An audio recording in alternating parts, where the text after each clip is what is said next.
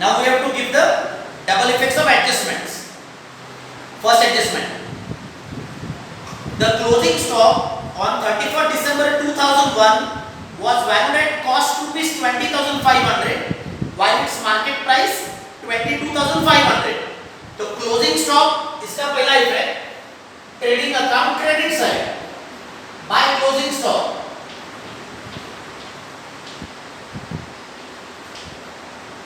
Closing stock cost price is 20,500, market price is 22,500. तो always you have to record the lesser price. तो less price जो है less price है 20,500. Closing stock के दो prices दिए, cost price and market price. तो while solving the problem always you have to record the lesser price. तो closing stock का पहला इफेक्ट दिया ट्रेडिंग अकाउंट क्रेडिट साइड. इसका दूसरा effect balance sheet asset side. Closing stock 20,500 outside column.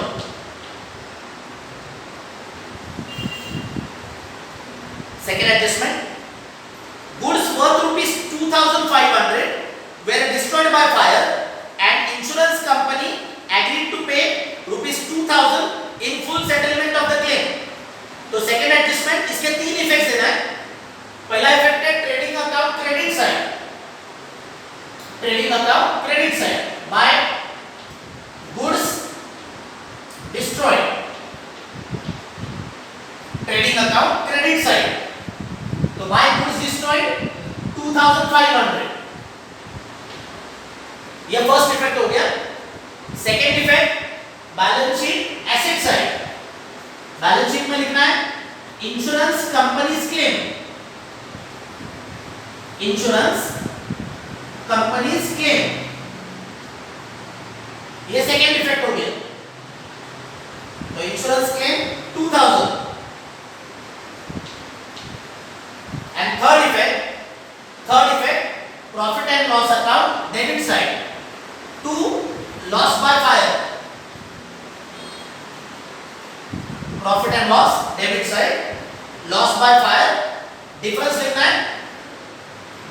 है 500. तो trading account में लिखा है by goods destroyed 2,500. Balance sheet में लिखा है इंश्योरेंस कंपनीज क्लेम 2,000. डिफरेंस जो है 2,500 और 2,000. इसके अंदर जो डिफरेंस है 500 रुपीस का डिफरेंस है. ये प्रॉफिट एंड लॉस में लिखा है loss by fire 500.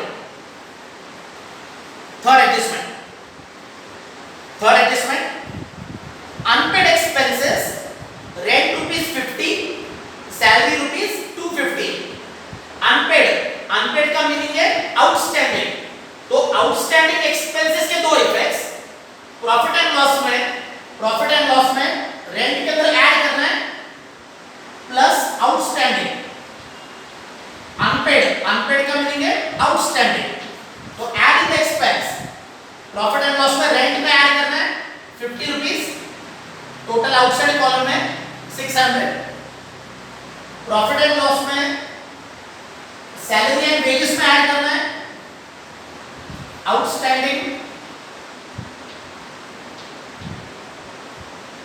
250.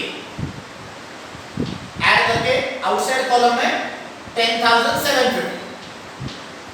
This was the first effect. Unpaid expenses, rent 50 rupees, salary 250. तो प्रॉफिट लॉस में रेंट के अंदर ऐड किया आउटस्टैंडिंग 50 रुपीस. प्रॉफिट लॉस में सैलरी एंड वेजेस में ऐड किया outstanding 250.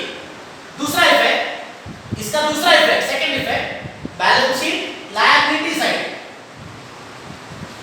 Balance sheet liability side outstanding underline करके लिखना है रेंट 50 रुपीस, सैलरी 250. रेंट में ऐड किया 50 रुपीस. इसका सेकेंड इफेक्ट दिया. सैलरी एंड वेजेस में ऐड किया आउटस्टैंडिंग 250. इसका सेकेंड इफेक्ट दिया balance sheet liability side. Fourth adjustment provide depreciation on machinery 10% and on furniture 5%. Depreciation का पहला effect, balance sheet subtract from assets. तो बैलेंस शीट में machinery में से माइनस करना है 10% डेप्रिसिएशन, फर्नीचर में से माइनस करना है 5% डेप्रिसिएशन।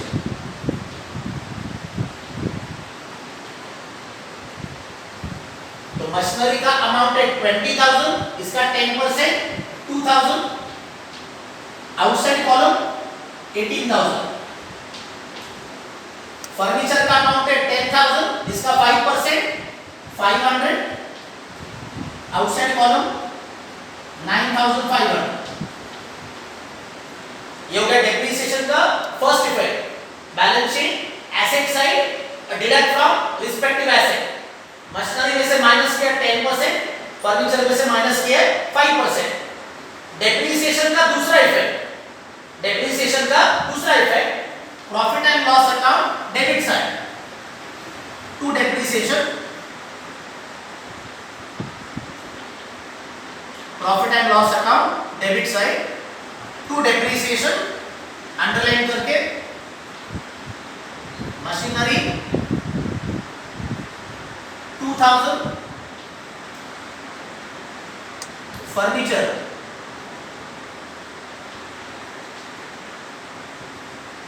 500। तो डेप्रिसिएशन का दूसरा इफेक्ट दिया, profit and loss account debit side.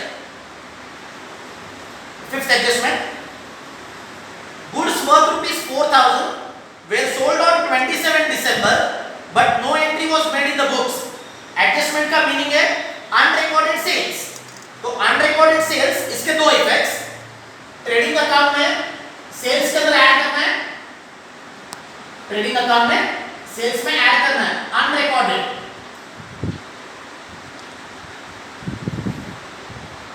$4,000 add करके आउटसाइड कॉलम में 1,43,000। अनरिकॉर्डेड सेल्स, इसका पहला effect, trading account credit side adding sales. Unrecorded sales का दूसरा इफेक्ट, अनरिकॉर्डेड सेल्स का दूसरा effect, balance sheet asset side adding debtors, debtors में add करना है अनरिकॉर्डेड सेल्स। तो first effect adding sales, second effect adding debtors. 4,000 add करके debtors का आउटसाइड कॉलम में figure 20,400। These are the 5 adjustments which are given below the trial balance. In addition to these 5 adjustment, one more adjustment आपको करना है, advertisement का adjustment करना है। Trial balance में एडवर्टाइजमेंट का अमाउंट ब्रैकेट में आपको दिया फॉर 3 इयर्स। तो इसका एक वर्किंग नोट करना है। वर्किंग नोट जो है, वर्किंग नोट बैलेंस शीट के आगे करना है। बैलेंस शीट के आगे जो ब्लैंक पेज है वहां पे वर्किंग नोट करना है, टाइटल देना है prepaid advertisement. Title for the working note is prepaid advertisement.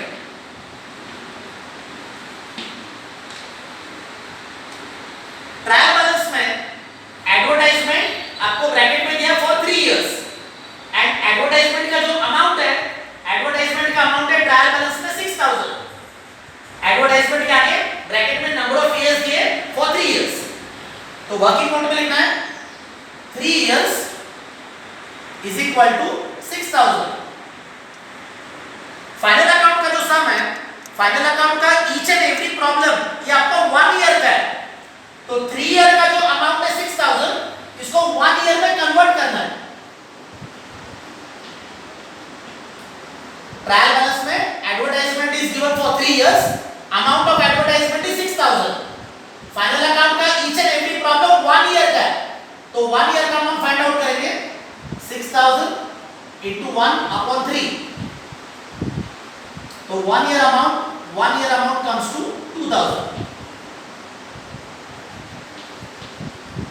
ये जो 2,000 रुपीज जो है, ये 2,000 रुपीज ये आपका प्रॉफिट एंड लॉस अकाउंट का एडवर्टाइजमेंट का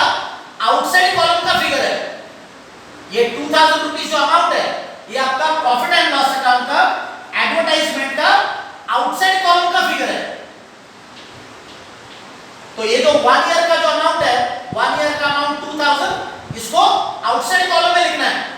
एंड जो डिफरेंस है इनर कॉलम में 6000, आउटसाइड कॉलम में 2000, इसमें जो डिफरेंस है वो डिफरेंस आपको माइनस करना है प्रीपेड 4000। ये जो माइनस किया प्रीपेड 4000, इसका दूसरा इफेक्ट, प्रीपेड एडवर्टाइजमेंट 4000 रुपीस का दूसरा effect balance sheet asset side. Prepaid advertisement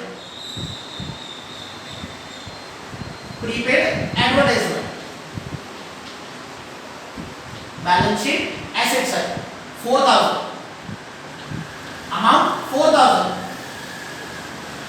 trial balance में advertisement is given for 3 years and amount of advertisement is 6000। ये ट्रायल बैलेंस में दिया हुआ है। फाइनल अकाउंट का each and every problem 1 year का है, तो 3 ईयर का अमाउंट 6000, 1 ईयर का कैलकुलेट किया 2000। ये 2000 रुपीस प्रॉफिट एंड लॉस में एडवर्टाइजमेंट का आउटर कॉलम का फिगर है। 2000 रुपीस ये एडवर्टाइजमेंट का आउटसाइड कॉलम का फिगर है। डिफरेंस जो है 6000 और 2000 का जो डिफरेंस है, that difference is called as prepaid advertisement. ये प्रीपेड एडवर्टाइजमेंट इस 4000 रुपीस का दूसरा इफेक्ट बैलेंस शीट में एसेट साइड पे दिया। So these are the adjustments of the sum number 12।